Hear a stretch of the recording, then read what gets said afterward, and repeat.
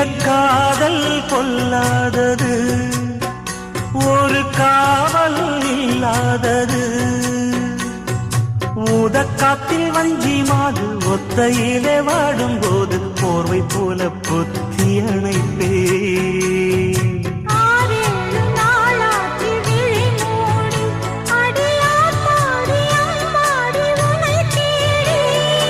நீதானே மானே என் இளஞ்சோடி, உனை நீங்காது என்றும் என் உயிர் நாடி.